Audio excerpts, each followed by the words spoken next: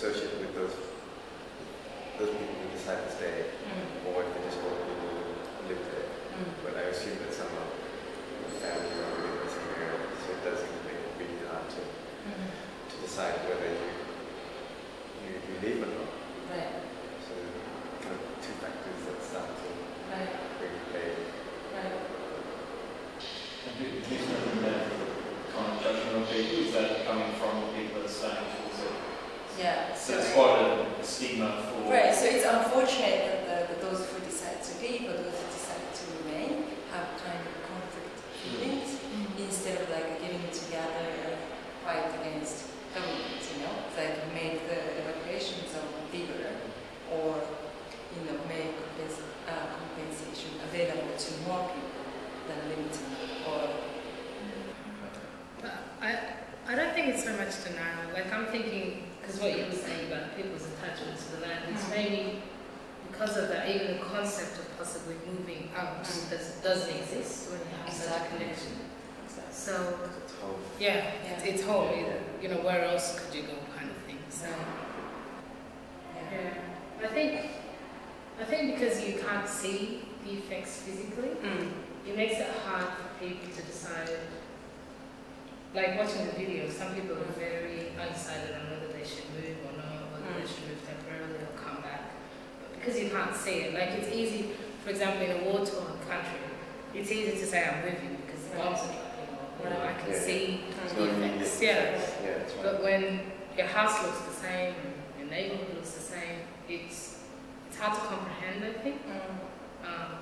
And perhaps that's why it's so difficult for people to even open up about the whole idea of reconstruction, because what is there to reconstruct? Right. So whereas with war, it's you can see it in the rules. So, And once you've left, and life is hard, trying to relocate, make new friends, all that. Right. And you have to do everything on your own, you know? Whereas for people who have had to leave for disasters, because everything's been, like as you said, complete, like the bombs are falling, well, it's just not an option to go back. They just can't. And in their head, when they go, as bad as this is, that's going on there, but this would be a bizarre experience for that, because when they would imagine home, it would still look exactly the way that they've always known it, and that's how it is. Yeah. It would be so easy to go back to. And you're obviously feeling that the two key things that really you see are failing people in this situation is one, that there's not, that Japan as a community are not connected tightly in a supportive environment, and that they're encouraging people to stay quiet rather than allow them to have the... And initially, when they picked the site, they decided to go there. I assume that the general citizens, people of the area were reassured that it's going to be safe. And I guess culturally, over the years, you just assume that everything is going to be alright. There's no evacuation plan. This is a result of this. Today. And I don't know, I guess just kind of throwing this out there, but it's as if you, as a community, you're aware that there is a nuclear power plant within X amount of radius of where you live. But the thought of a disaster like that happening, it doesn't register as to what to do. What would you do? Say, what if in a scenario? What is your kind of exit plan or something like that? And I guess now we're starting to see what those plans are, what initiatives they are. But it's kind of interesting that in that 40 years, even though you kind of assume or hope that nothing bad will happen, but you kind of also have to kind of assume that something bad will happen. Well, there's like more than 50 nuclear power plants in Japan. Right. So to acknowledge that one is dangerous is pretty... Right. Ever. Right. That's where all the things that we talk about comes together, because that's the Japanese government is not informing people properly and trying to keep it as quiet as possible, because they're wanting the political fallout for themselves, but also for the uranium industry and the people who are making money off it to be as small as possible. Because if everybody suddenly gets informed about what's going on and they swing against uranium energy, then that industry falls apart and there's people who are making a lot of money off that. So they need to keep people ill-informed and then competing against each other for whatever the help, whatever limited resources they drip out, because otherwise they're going to turn their attention onto the people who caused it, which is, those companies making their money off these nuclear power plants. Is it buying time to make more money? I think not just buying time. I think they will just go. The interests of the community are not our top priority. Our interests are protecting our profits, and the governments are providing that protection.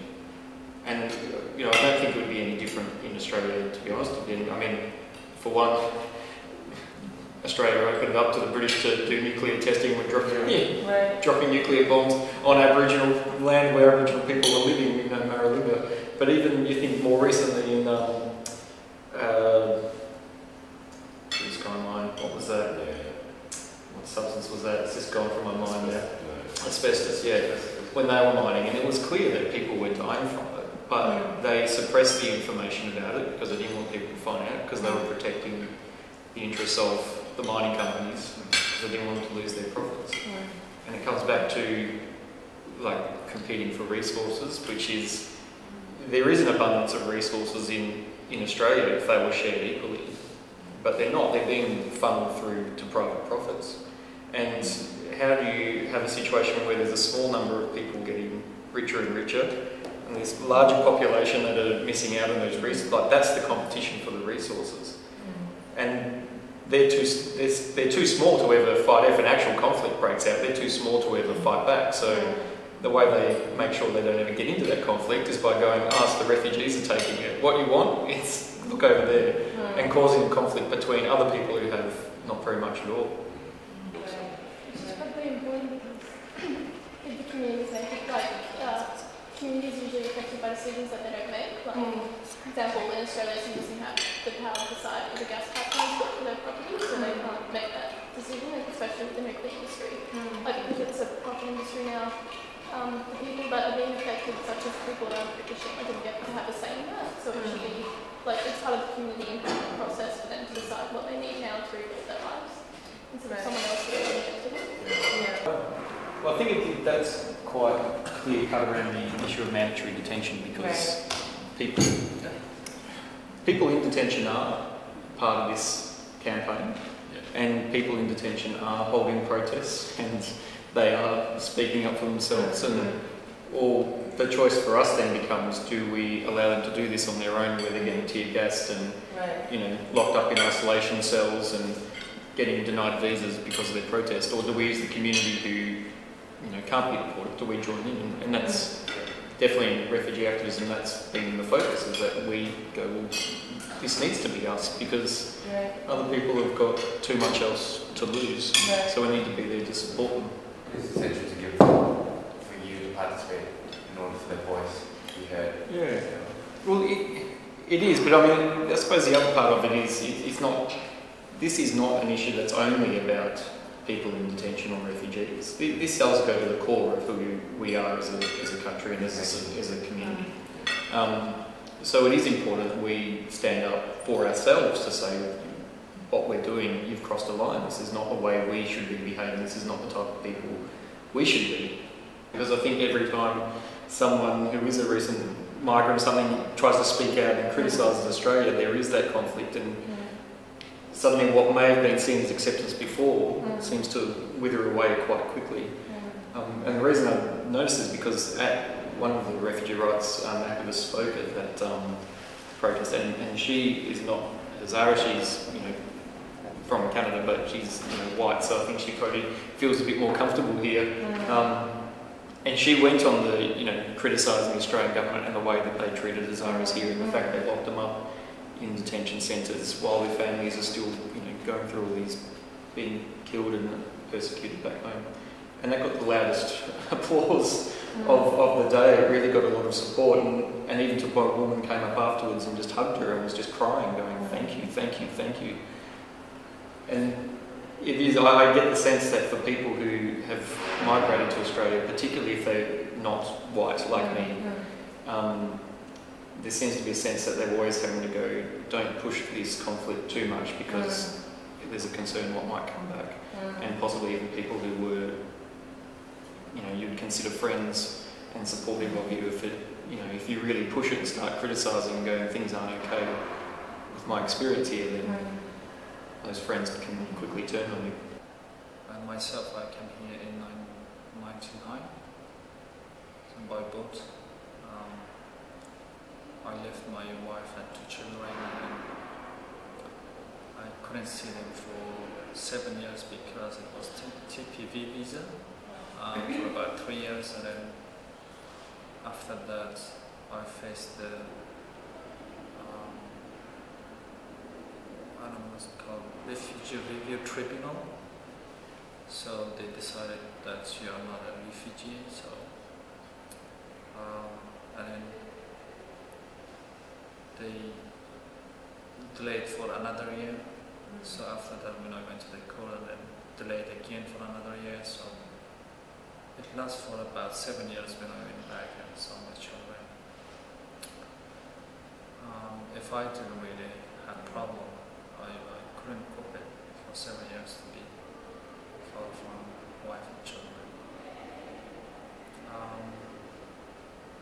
It's like, it's a really serious matter in Afghanistan, which is going since 150 years until now, like Pashtun, Hazaras, but most of the world, like, they are not aware of that situation, and it's been kept underneath. So that's how the people suffer, you know.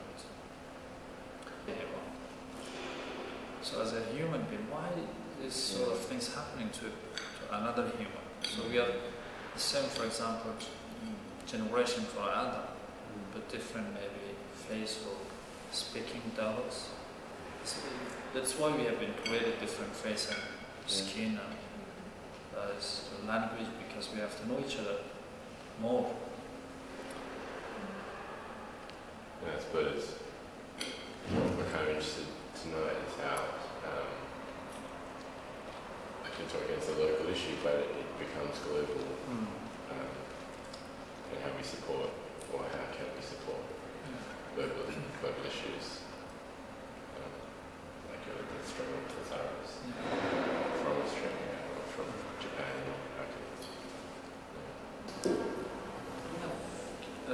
In Afghanistan, actually, so they're really behind of power. So like, there's no chance like the international or Commonwealth countries get involved to be aware of their situation and to do something for them. But over here in Australia, since 1999 or 98,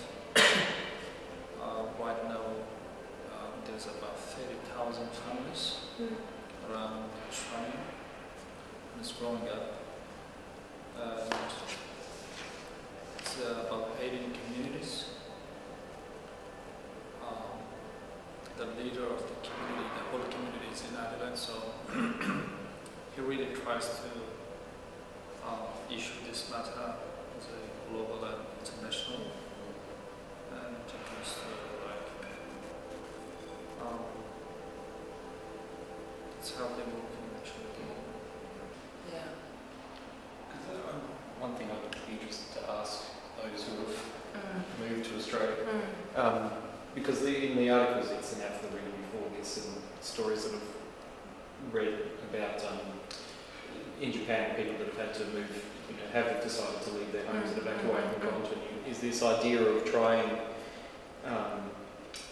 to create a new home, to connect with a new space, and at the same time dealing with the grief of what you've left behind, as well as the guilt of who you've left behind, and you know, not even having a choice, but you still people feel guilty. So I'd be particularly interested, and I think because you've got two different. Did you have to go into a detention centre when you came to Australia? So you've had, I think, two different experiences of arriving in Australia. I'd just be interested in what your experience has been and thoughts are on how you connect with the new space and create this to be your home, as well as addressing what you've left behind, the feelings about having left behind another home. You came out quite young, didn't you? But you'd imagine you still had a similar, your family with Yeah. Despite the fact that I've been here for a while, I still do kind of have those questions within myself. And I think a lot of the times they come from the fact that, Australia is at home away from home, but at the same time, I'm not completely accepted as Australian, and I don't think I ever will be. And I think simply because of visibility, I'm very visible in the public space. It's easy for example, if you came from the UK, you're white. You could be an immigrant, but you look like everyone else. So visibility is a huge thing, and I think that can kind of alienate people. For example, like my brother was I think in Northbridge, and a police officer came up to him and said, "Hey, where are you from?" And he said, "I'm Australian." And he said, "Come on, mate, I'm serious. Where are you from?" And there's, not to say that every Australian has that attitude. Of course not. There are a lot of people that are very accepting, but at the same time, it's, I don't know. It exists. It exists. It happens. But I think for me, partly because of that, there's always a sense of there is a home, and because of the fact that I wasn't born here, although I came young, I know that there's a country that I belong to. This is a place that I'm living in temporarily. I don't know how long that temporary period will be, but it's still not quite home, and it will never be quite home. And sometimes it's hard when like for me, I went back to South Sudan for the first time in 2009 because I was born in the north, and I left the north when I was quite young. So even my memories of north are very few. But for me, even going back, I always had this concept living in Australia that now I'm going home, and I'm gonna love it. And, I had this romantic idea that I'd literally get off the plane and kiss the land. And, there was this sense of, I'm going home, and then I get there and it's like, okay, So there's this, because, I'm connected to it because of it's my ancestral land. So, but the fact that I haven't lived there, and the fact that I've lived here longer, yet even living in Australia, I don't feel Australian, and then going back home, I think I'm Southern Sudanese, growing up in Australia, and then you go back home and it's like, it's not quite, it's probably because I'm not used to it, and I'm sure that over time, if I was to live there for about 5 years, it would be perfectly fine. But I find that with a lot of young people, there's a real conflict within yourself of, okay, where do I really belong? Yes, I'm Southern Sudanese, but if I go there, it's not quite my space. It's not quite. I came up from detention center, so we didn't have any Hazara community. So by talking like friends, and for example, which I heard from the other Hazaras, and then they found themselves like they belong to some tribe and they belong to some background, and then they said, we have to make a community, and we have to exist our tribe and our background, for example, who we are belong to and where we come from, and also to support the rest life, for example, if we can. So it is something like it brings up itself, for example, a tribe, or for example, like a nationality. Then they work it out, so now it's like Asian community. That must have been very, very hard at first. Of course, yeah, definitely. Yeah, definitely. So, for example, we started from zero over here. Like I didn't know English at all. What you're going through and what Rams is going through, and I think probably even for yourself, I mean, you seem to not just have moved, but be alternating between two places as well. Is that this is the story, Australia's cultural story. Like what you've gone through is exactly what Greek and Italian migrants went through, what Vietnamese migrants went through. It's what British settlers and the Irish went through when they got here, being in a completely different land, having no idea how to fit in. And it's what Aboriginal people went through, because when they were displaced, they found themselves in, we have this, still the colonial notion of Australia being this one country, and that Aboriginal people have never left their country. Well, there were over 200 countries in this continent, and they had to move. Because of colonisation, they were forced off and ended up living in somebody else's country. So then they found themselves living in a new country where the language wasn't the same, where all of their cultural connections and everything no longer were there for them. They were left in that other place, and now they suddenly had to fit into somebody else, another Aboriginal group's country. And I suppose, being sixth generation white Australian, it's something that when I look back over how my parents, my grandparents interact, and then further, it's not one purely of like white culture or nationalist culture. It is something of a political economic system which has produced this, and it's been quite recent. I mean, it's been in the last 30, 40 years, because the experience of my parents and grandparents in dealing with these things would have been completely different. And I think if we address that, it would also pretty quickly undo things like mandatory detention. Like we just would never even, if we were having these discussions in a real way, there's no way we'd contemplate ever welcoming somebody by locking them in a detention centre. That would be the most absurd thing ever.